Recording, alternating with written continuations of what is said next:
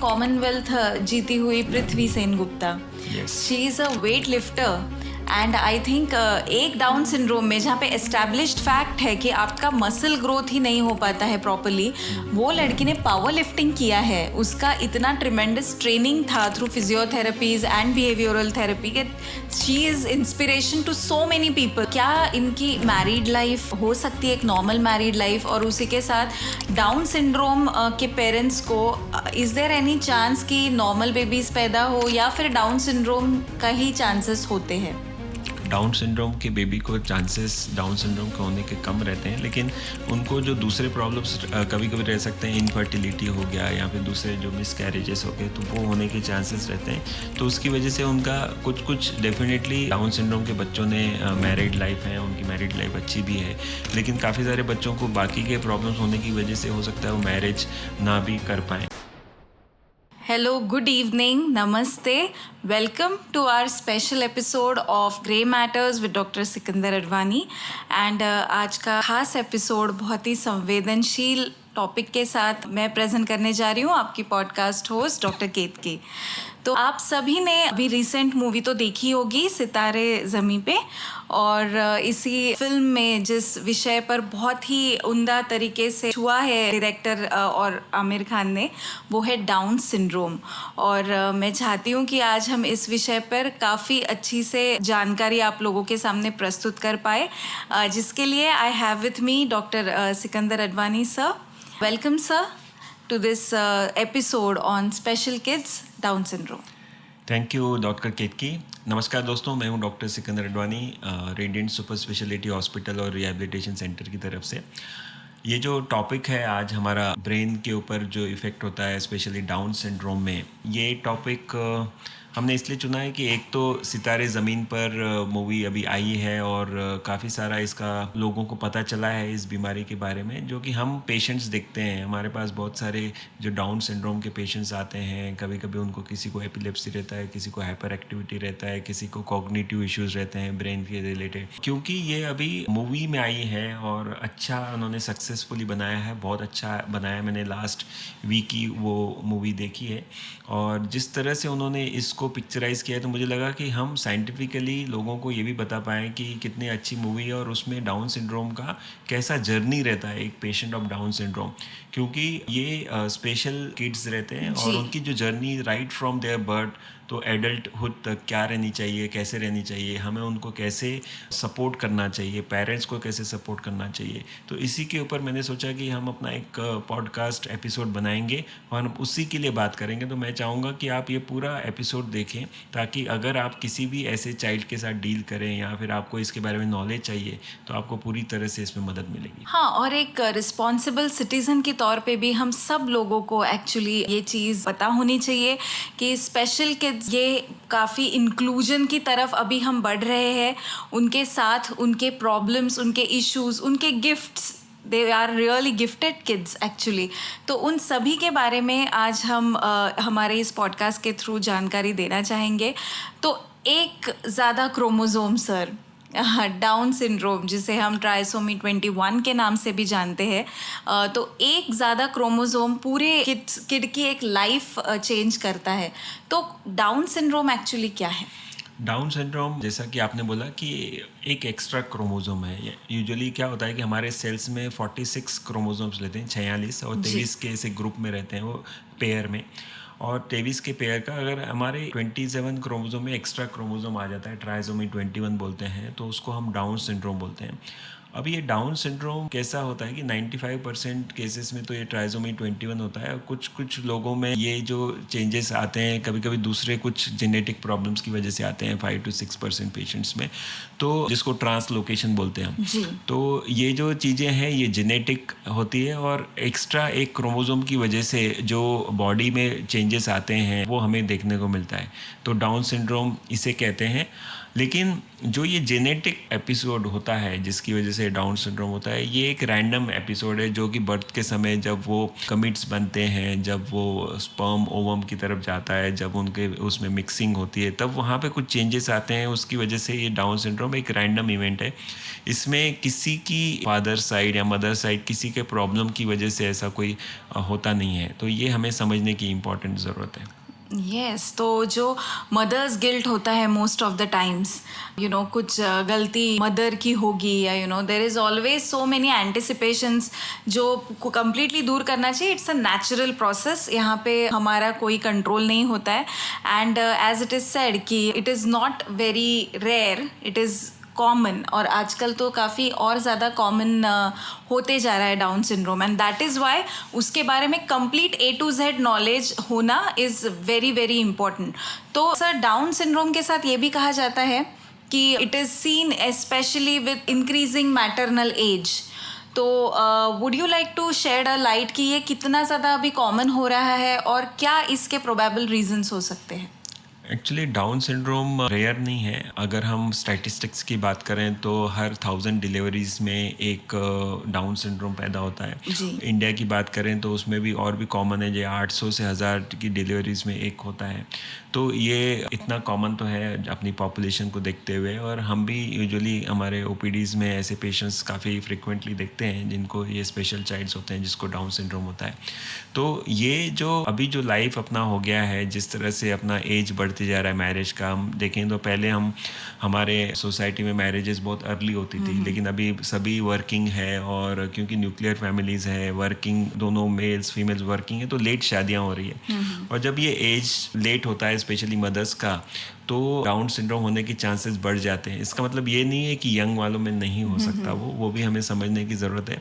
तो कोई भी इकोनॉमिक स्ट्राटा के लोग हो, कोई भी एज का हो, उसमें डाउन सिंड्रोम होने के चांसेस हैं. हाँ, ज़्यादा एज रहा तो चांसेस थोड़े से बढ़ जाते हैं. यानी 1 in 350 प्रेगनेंसीज अगर मदर की एज 35 के ऊपर हो, तो ऐसा स्टैटिस्टिक्स है कि उतना कॉमनली हो सकता है डाउन सिंड्रोम. ओके तो बायोलॉजिकल क्लॉक ये रियल है. यस. तो इसलिए सही समय पे शादी करना और सही में कंसेप्शन का भी एक एज है. Yes. एंड वो कितना भी AI का युग आ जाए, that is not going to change. Yes. तो इसी के साथ sir what are the features या साइंस एंड सिम्टम्स जिससे पता चल सकता है कि the patient is suffering with Down syndrome? अगर हम डाउन सिंड्रोम के, आपने किसी भी बच्चे को देखा हो या फिर आपने अगर ये मूवी देखी होगी सितारे ज़मीन पर, तो उसमें सभी ओरिजिनल है. ऐसा कोई एक्टिंग नहीं है डाउन सिंड्रोम की. जितने भी डाउन सिंड्रोम के बच्चे दिखाए हैं वो मोस्टली ओरिजिनल है. और बहुत सारे एक्टर्स भी उसने, जैसे रवि कृष्णन एक एक्टर है उसमें जो कि पहले भी एक्ट कर चुके हैं. तो डाउन सिंड्रोम के बच्चों को अगर आप देखोगे तो उनका एक टिपिकल फेस रहता है, थोड़ा ब्रॉड फेस रहेगा. उनकी जो आंखें रहेंगी वो बादाम जैसी रहेगी. उनका जो नेज़ल ब्रिज रहता है थोड़ा सा डिप्रेस्ड रहता है. उनके जो ईयर्स रहते हैं थोड़े से कम रहते हैं. उनकी जो स्किन रहती है बहुत ही थिन रहती है, सॉफ्ट रहती है, हाइपोटोनिया बोलते हैं उसको, उस तरह से रहती है. और उनके जो पामर क्रीज रहेगी, सिंगल क्रीज रहती है उनकी पाम में. छोटे छोटे हाथ रहते हैं, हाइट भी छोटी रहती है. इवन ये हाइट के ऊपर ही पूरी मूवी सितारे ज़मीन पे बार वो टिंगू टिंगू बोल के जो आमिर खान को चिढ़ाते हैं. तो ये चीज़ें एक्चुअली उन्होंने ये छोटी छोटी चीज़ों से उसके सिम्टम्स बताने की, उनके साइंस बताने की कोशिश की है कि डाउन सिंड्रोम के जो पेशेंट्स होते हैं वो थोड़े से हाइट में भी कम रहते हैं. तो ये सब चीज़ें उनके मेजर फीचर्स हैं डाउन सिंड्रोम के, जिससे हमें पता चलता है कि ये बेबी को शायद डाउन सिंड्रोम है. कोई भी एक पीडियाट्रिशियन जब भी बच्चा पैदा होता है तो देख के एक्सपीरियंस पीडियाट्रिशियन आपको बता ही देगा कि इस तरह से डाउन सिंड्रोम होने के चांसेस ज़्यादा है. जी. और जैसे ही भी थोड़े बड़े होते हैं, बिकॉज डेंटल बैकग्राउंड से हूँ, तो there are changes with the dentition also. उनके काफ़ी शेप्स या हाइपोडोंशिया जिसको कहते हैं, छोटे छोटे दांत और जॉज काफ़ी ब्रॉड रहते हैं. उसके साथ नेजल सेप्टम कभी कभी तो होता भी नहीं है. टिपिकल डाउन सिंड्रोम की फेशिज हम लोग उसे कहते हैं. और बहुत ही टिपिकल फीचर्स है, बहुत ज़्यादा डिफ़िकल्ट नहीं है टू डायग्नोज क्लिनिकली. बट ये तो हो गया सर अपीयरेंस के बारे में. तो उनको सबसे ज़्यादा problem is not also appearance, जो उनके साथ इट इज़ अ सिंड्रोम. तो there are multiple systems involve when it comes to syndrome. तो हेल्थ इश्यूज भी उनको काफ़ी होते हैं. तो एक्चुअली अभी जिस तरह से जो ट्रीटमेंट आया है और जिस तरह से सपोर्ट सिस्टम आया है, तो उससे जो डाउन सिंड्रोम को जो एडिशनल प्रॉब्लम्स होते हैं, जैसे हम हमेशा डाउन सिंड्रोम के बच्चे में एक कार्डियक एवेल्यूशन कराते हैं, क्योंकि हार्ट में कुछ भी डिफेक्ट्स आ सकते हैं उनको जी। उनको थायराइड के प्रॉब्लम्स आ सकते हैं डाउन सिंड्रोम के बच्चे में। जैसे मैंने बताया, स्किन का भी प्रॉब्लम, उनको स्किन में हाइपोटोनिया रहता है, कभी कभी उनको ब्लड के कुछ कुछ पेशेंट में ब्लड कैंसर होने के चांसेस रहते हैं डाउन सिंड्रोम में। और जैसे जैसे वो बड़े होते हैं, तो क्योंकि वो ट्राइसोमी 21 है और वहाँ पे एमिलॉइड प्रिकर्सर प्रोटीन भी रहता है, तो उनमें कॉग्निशन यानी जो डिमेंशिया होने के चांसेस रहते हैं वो ओल्ड एज में ज़्यादा हो जाते हैं। लेकिन ये सब बोलते हुए मैं ये बताना चाहूँगा कि हर पेशेंट को ये होंगे ज़रूरी नहीं है, ये स्पेक्ट्रम होता है। किसी किसी में कुछ होंगे, किसी किसी में नहीं होगा, किसी किसी में सिर्फ फेशियल फीचर्स होंगे, किसी किसी में थोड़ा सा अलग चीज़ से होंगे। तो ये सब चीज़ें एसोसिएटेड हैं, जो हमारी पढ़ाई, जो इतने सारी स्टडीज़ हुई है उसके ऊपर पता चला है। तो एक पेशेंट में ये सब चीज़ें वो ऐसा ज़रूरी नहीं है, किसी में कुछ चीज़ें नहीं होगी। कोई कोई ब्रिलियंट अपर परफॉर्मेंस वाला अबव रहेगा, एवरेज भी हो अबव एवरेज हो सकते हैं, कुछ कुछ और ज़्यादा बिलो हो सकते हैं। तो ये स्पेक्ट्रम है। लेकिन अच्छी बात यह है कि जो भी इनके बाकी के जो सिस्टमिक प्रॉब्लम्स है, वो सिस्टमिक प्रॉब्लम्स के लिए सॉल्यूशंस अवेलेबल हैं। यस, तो that is a good news. जैसे हमने कहा कि क्योंकि ये एक पूरी तरह से जेनेटिक कंडीशन है और मल्टीपल सिस्टम्स का इन्वॉल्वमेंट है, तो स्पेक्ट्रम ऑफ सिम्टम्स में vary, but good news is कि everything is treatable today, and that is why एक average life expectancy of a Down syndrome case is also good yes, it age is around compare to 60 the to 65 years average life expectancy है अभी down syndrome की। या हाँ, जो कि बहुत अच्छी न्यूज़ है, and I think that is Y mostly डरने की ज़रूरत नहीं है। एंड डायग्नोसिस सर, ये तो हो गया बात जब बच्चा पैदा हो जाता है, तो क्या ऐसी कुछ टेस्ट्स है जो प्री नेटली हम लोग जो ऑफन करते हैं, जो स्कैन्स हम लोग करते हैं, जो ब्लड टेस्ट्स हम लोग करते हैं, और उनकी एक्यूरेसी कैसी है? एक्चुअली उसमें डायग्नोसिस जब भी हमको, आजकल तो सभी प्रेगनेंसीज में सब प्रेशियस प्रेगनेंसीज रहती है, तो सभी लोग करवाते हैं। जैसे फर्स्ट ट्राइमेस्टर में हम अल्ट्रासाउंड से न्यूकल ट्रांसलूसेंसी देखते हैं, जिसको एंटी बोलते हैं, एंटी स्कैन बोलते हैं, जिसमें थिकनेस डाउन सिंड्रोम में वहाँ पे बढ़ जाता है, नेक के ऊपर जो स्किन का थिकनेस है वो बढ़ जाता है। उसके बाद में जो हमारे पास बाकी की जो टेस्ट है, डबल मार्कर है, ट्रिपल मार्कर्स है, जिसमें हम प्रेगनेंसी एसोसिएटेड प्रोटीन्स देखते हैं, HCG का लेवल देखते हैं। तो डाउन सिंड्रोम में HCG जो हार्मोन रहता है उसका लेवल बढ़ जाता है, और PAPP जो होते हैं, प्रेगनेंसी एसोसिएटेड प्लाज्मा प्रोटीन्स, उसका जो लेवल है वो कम हो जाता है। इसके अलावा ये जो चीज़ें हैं, अपन non invasive prenatal testing, जो कि मदर के ब्लड से अपन क्रोमोजोमल एनालिसिस करते हैं, वो भी काफ़ी हद तक हमें बताता है कि, यानी वो डायग्नोस्टिक है एक्चुअली डाउन सिंड्रोम का, क्योंकि उसमें क्रोमोजोमल एनालिसिस करते हैं अपन। तो डाउन सिंड्रोम को प्री नेटल डायग्नोसिस में जो ये नॉन इन्वेजिव मेथड्स हो गई, जो इन्वेजिव मेथड्स है उसमें दो तरीके के इन्वेजिव मेथड्स है। एक है कोरियोनिक विलस सैम्पलिंग, जिसमें हम प्लासेंटा के विलाय निकाल के उसमें देखते हैं, और एमनियोसेंटेसिस जो अपन यूजुअली 16 वीक्स के आसपास देखते हैं, तो उसमें एमनियोटिक फ्लूइड निकाल के उसमें हम क्रोमोजोमल एनालिसिस करते हैं। तो ये चीज़ें डायग्नोस्टिक है, इससे हमें पता चल जाता है कि एक्चुअली डाउन सिंड्रोम है बच्चों को। और इस समय जैसे कि इंडियन लॉ के हिसाब से हम 24 वीक्स तक अबॉर्ट करवा सकते हैं, तो ये हम यूजुअली जो ऑब्स्टेट्रिशियंस रहते हैं, गायनेकोलॉजिस्ट रहते हैं, वो एक ऑप्शन दे देते हैं पेरेंट्स को कि आगे का आपका कैसा, यानी जो भी डिसीजन रहेगा उस हिसाब से। तो ये चीज़ें डायग्नोस्टिकली यूज़फुल हो सकती हैं डाउन सिंड्रोम के लिए। हाँ, तो बट हाउ एवर ये जो CVS है, कोरियोनिक विलस सैम्पलिंग या एमनियोसिंथेसिस, तो these are associated with some risk of miscarriage also. Yes, yes. तो जितनी भी मदर्स या वुड बी मदर्स अभी ये पॉडकास्ट देख रही होगी, तो are they absolutely necessary? Because बहुत बार तो मिसट्रस्ट भी है और टबूज भी है इन टेस्ट्स को लेके पेशेंट्स के माइंड में, तो are they absolutely necessary to conduct? No, they are not absolutely necessary. Just ये है कि we have those facilities available कि जहाँ पे हम 100% डायग्नोस्टिकली कर सकते हैं। अगर किसी को इच्छा हो तो ये सब चीज़ें कंसेंट से होती हैं, तो ये आर नॉट नेसेसरी, क्योंकि बाकी की चीज़ों से डबल मार्कर, ट्रिपल मार्कर, और अभी जो मैंने नॉन इन्वेजिव प्रीनेटल टेस्टिंग बताया, उससे भी ऑलमोस्ट कंफर्म हो जाता है कि ये जो बच्चा हम देख रहे हैं वो हो सकता है कि डाउन सिंड्रोम से पीड़ित हो। जी, और एक्यूरेसी कही जाए तो दे आर मोर और less really Yes, accurate yes. To know. And अगर आपके double marker triple marker if they are suggestive of Down syndrome then it is always better to have these tests done. But having said that, Down syndrome की जो sir inclusion है, there are many. अभी west में तो ये काफी trend था कि acceptance towards those babies, Yes. कि ऑल्दो डायग्नोस्टिकली भी उन्हें पता है प्रीनेटली ही कि the baby may have Down syndrome, so still the acceptance rate in the west is high. तो वो सेम ट्रेंड अभी इंडियन पॉपुलेशन में भी देखी जा रही है. बिल्कुल देखी जा रही है. हमारे पास अभी मैं बता रहा हूँ आपको कि 2 दिन पहले ही हमारा जो बहुत पुराने पेशेंट्स हैं डाउन सिंड्रोम के, जिनको थोड़ा सा सीजर्स भी आते हैं, तो वो फॉलोअप के लिए आए थे. तो जब उनके साथ मैंने डिस्कशन किया था इस बारे में, तो उनकी मदर को एक्चुअली पता था कि उन्होंने ये ट्रिपल मार्कर में पता चल गया था कि उनको Okay. डाउन सिंड्रोम है.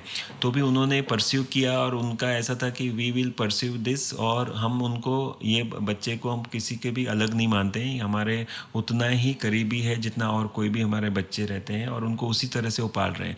तो definitely this is inclusivity of such type of special childs is increasing. और ये जो सोशल मीडिया पे या फिर मूवीज़ के साथ में ये इंक्लूसिविटी और भी बढ़नी चाहिए. Correct correct.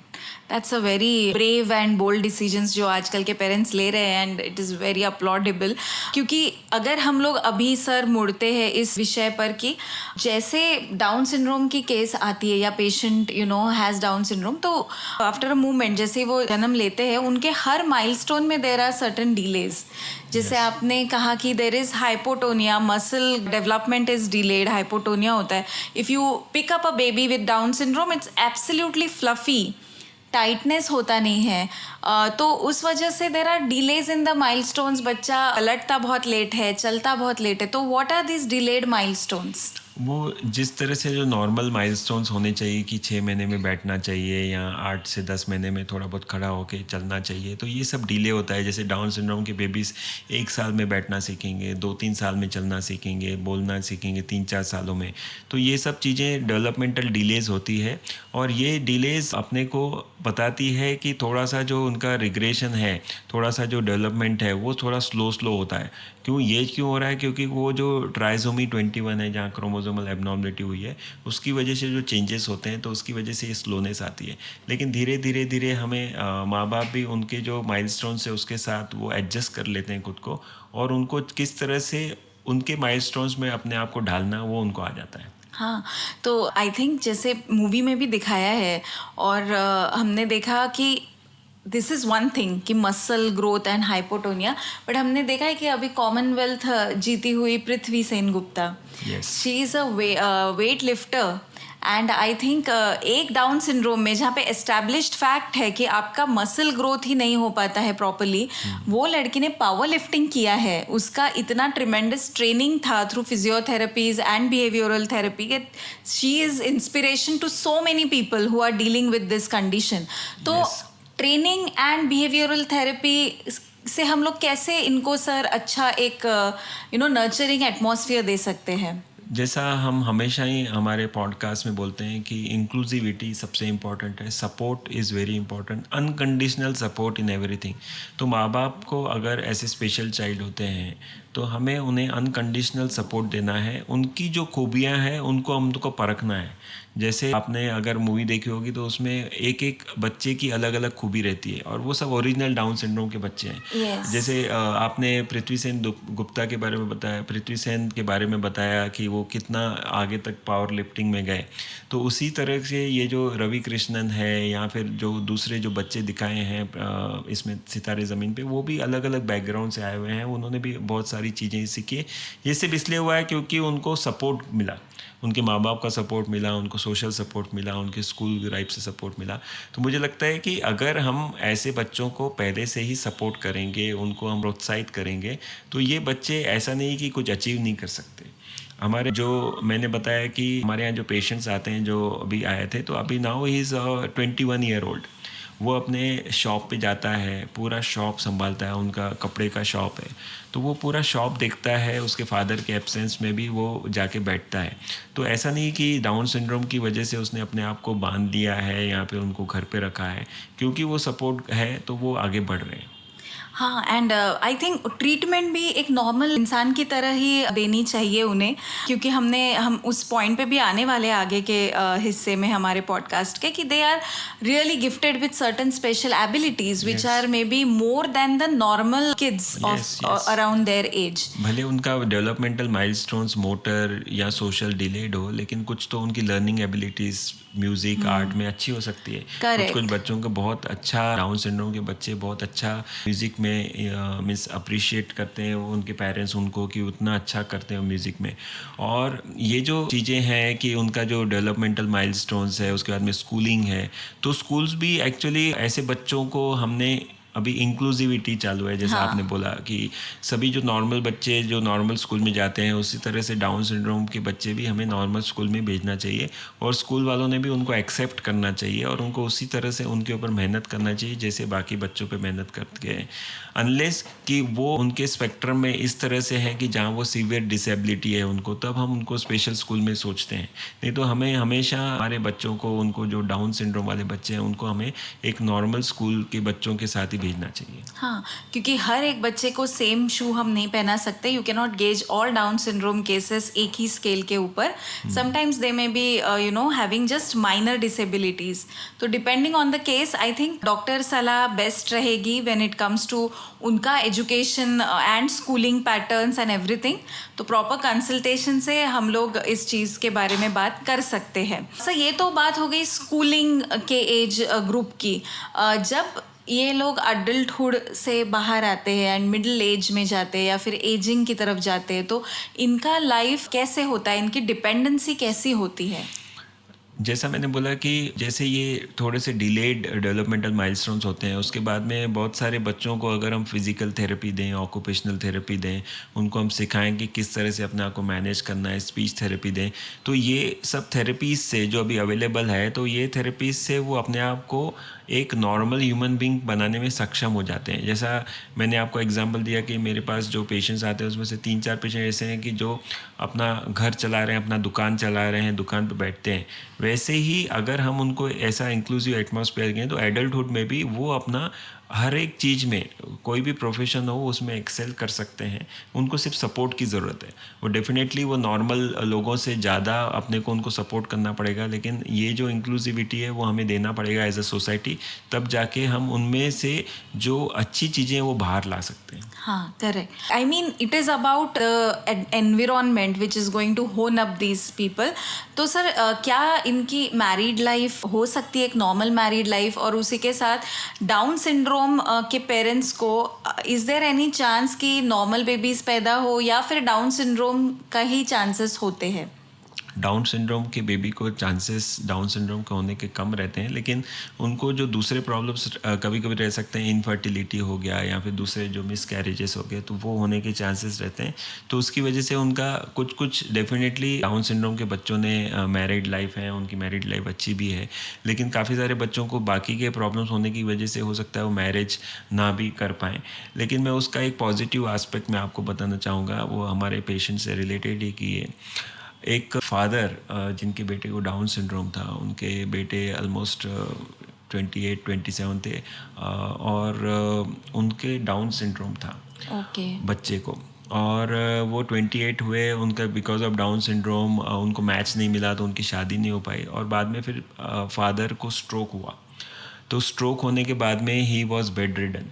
और फिर उनको जो हम सभी स्ट्रोक पेशेंट्स के फैमिली मेम्बर्स को सिखाते हैं कि किस तरह से उनकी होम केयर करनी चाहिए. जब उन्होंने फिजियोथेरेपी किया, तो बच्चे ने अपने फादर की इतनी अच्छी केयर किया, और इतना उनको 6 महीने में almost with from totally bedridden status to the stick state, यानी अभी वो स्टिक से चल पाते हैं, इस लेवल तक ला दिया. तो वो जब मेरे पास आए तो उन्होंने एक बहुत आश्चर्य वाली बात बोली कि अच्छा है कि मेरे बेटे को डाउन सिंड्रोम है, अगर वो नॉर्मल होता और वो शादी करता तो वो चले जाता था शायद मुझे छोड़ के, क्योंकि डाउन सिंड्रोम है, वो मेरे साथ रहता, तो हमारा इतना बॉन्डिंग है कि उसने मेरे पे जान छिड़क दी और मुझे खड़ा किया. तो he was praising that child. तो ये चीज़ें बहुत पॉजिटिव एटमॉस्फेयर क्रिएट करती है कि हर चीज़ को हम किस तरह से पॉजिटिव वे से ले सकते हैं. हाँ, और not just because he is not married. मैंने तो कहीं पढ़ा है sir during my studies that these people are emotionally better than the normal people Yes. इनका IQ भले ही कम हो, EQ बहुत ज़्यादा होता है.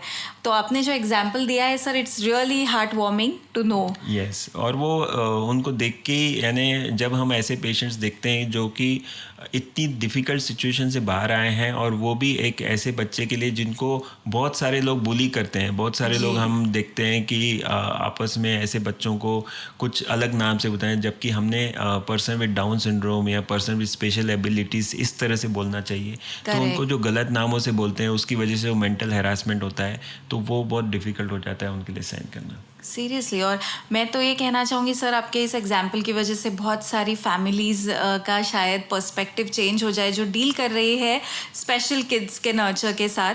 तो इनका जो इनिशियल रिस्पॉन्स होता है which is natural also, because असमंजस है काफ़ी स्पेशल किड्स की कंडीशंस को लेके. आज भी उतना आई थिंक अवेयरनेस की कमी है, नॉलेज की कमी है.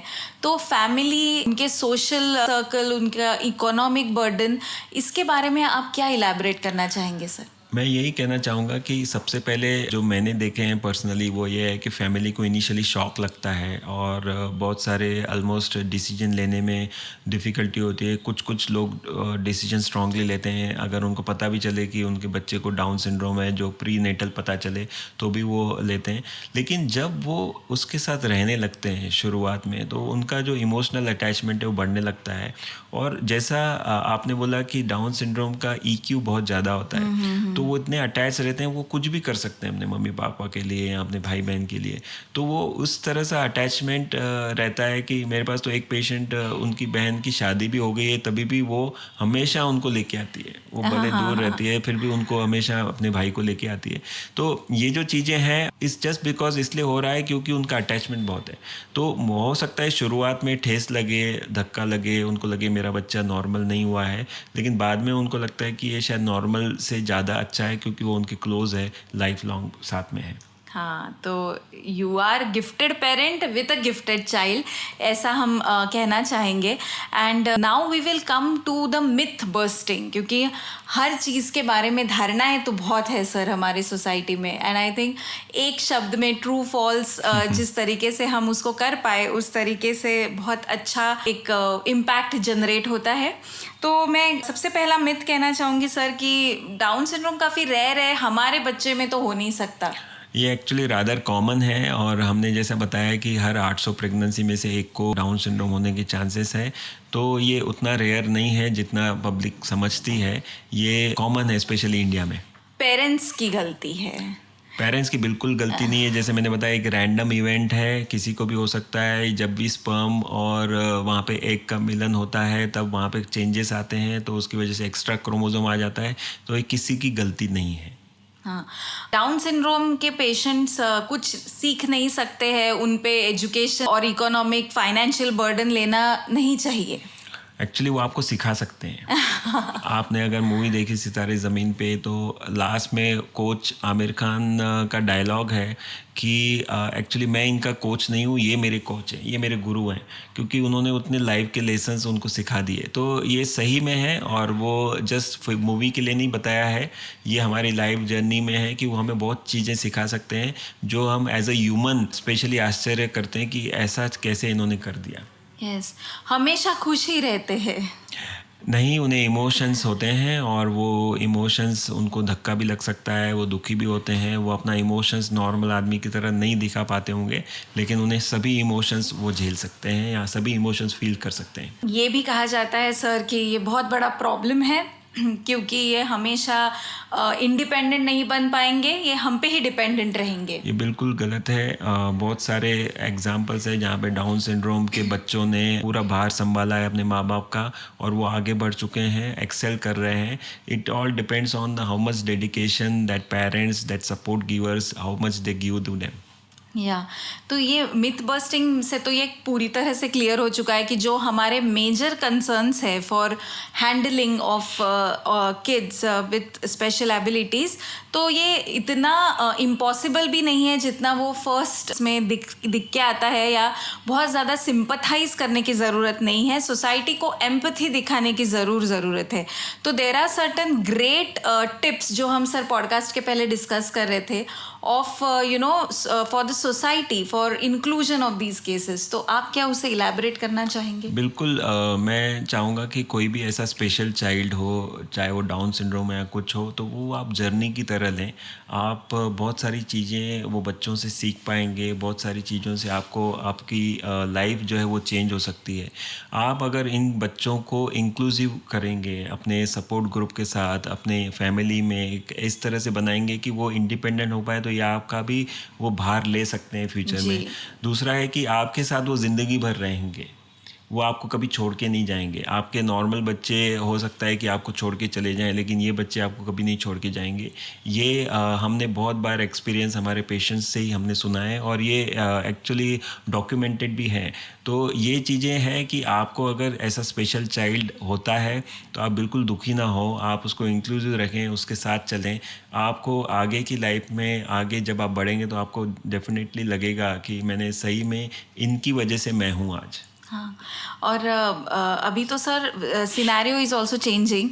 बहुत सारे ऑर्फनेजेस में जो स्पेशल एबिलिटीज़ वाले बच्चे होते हैं, people are adopting kids with special abilities also. जी, ये एक्चुअली मैंने कुछ दिन पहले ही एक न्यूज़ पढ़ी थी जिसमें पेरेंट्स ने ऐसा स्पेशल चाइल्ड डाउन सिंड्रोम को अडॉप्ट किया, और जब उन्होंने अडॉप्ट किया तो उनकी लाइफ में बहुत सारे चेंजेस आए, और उन्होंने उसके ऊपर लिखा भी, एक लेख लिखा था कि किस तरह से उनके पॉजिटिव इम्पैक्ट आया उनकी लाइफ में जब उन्होंने उन ऐसे स्पेशल चाइल्ड को अडॉप्ट किया. वो स्पेशल चाइल्ड से बहुत सारी चीज़ें सीखे, इमोशनल क्वेश्चन सीखे, और वो उन्होंने पूरा डॉक्यूमेंट किया है.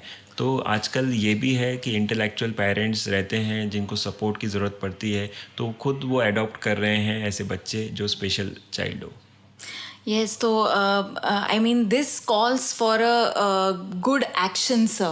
Yes. So, what is our call to action for today's episode? Call to action simple है कि ऐसे कुछ अगर आपके घर में किसी को पता चलता है कि डाउन सिंड्रोम का बच्चा होने वाला है, तो इंक्लूसिव रखें और उनको सपोर्ट करें, अनकंडीशनल सपोर्ट करें, लव करें, और उनको as a normal society member जीने दें.